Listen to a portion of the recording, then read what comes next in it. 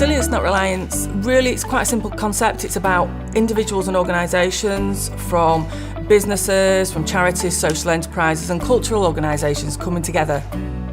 We offer them free top tips. So we work with local, regional and national businesses who all come to these events and provide hot desks, top tips on different subjects that can include funding and income diversification, marketing, digital and social, business planning, governance, measuring impact, all those things that every single organisation I know needs to be able to do really well.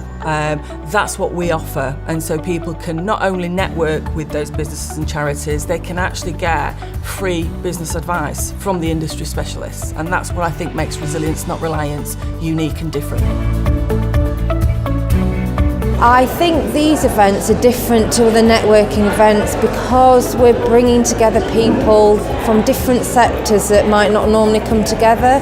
So yes, there's lots of networking events out there, but they're usually business to business. Whereas here it's more about the sharing of information and the collaboration between arts, culture, voluntary sector with the business sector. Our hot desk has been about social investment and what that means, how you can access it, and what criteria you need to meet in order to be eligible and stand the best chance of accessing and being successful in applying for social investment. So tip number one is have a really clear investment need and a business plan and financial model that supports that. Tip number two, be really clear about the social outcomes that you're trying to create and what activities you do that will create them. And tip number three is have lots of conversations with prospective social investors and funders.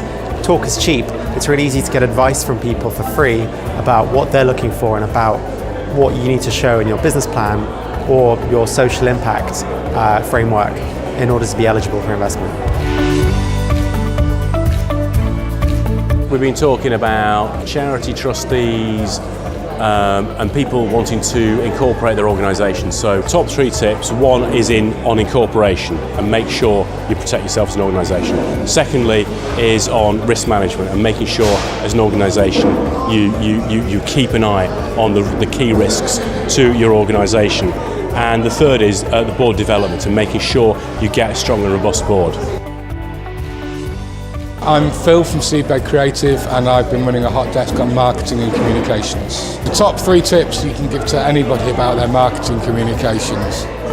One is to step out of the situation you're in and look at it from an outsider, from your potential client or service user's point of view. Number two is to work out what it is you're offering and why that should matter to someone. Number three was to evaluate your market. There will be people out there that have spent a lot more money than you can working out on the best way to talk to an audience. With the knowledge that you've gained with points 1 and 2, look at if that's appropriate for you, and if so, you can follow or completely disregard it, but then there's a reason for you doing so. I'm John from Community Matters Yorkshire, and tonight I've been running the funding hot desk. Key pieces of advice are: make sure you've done your research properly so that when you write a bid, it's what people want, not what you think they want. The next one is always read the application, answer the questions that are asked, not the ones you want them to ask you. And then always double check your budget adds up. So often people actually, they change their budget, the numbers change, and they never change the total. And it makes people, a funder, look at it very carefully if the numbers don't add up.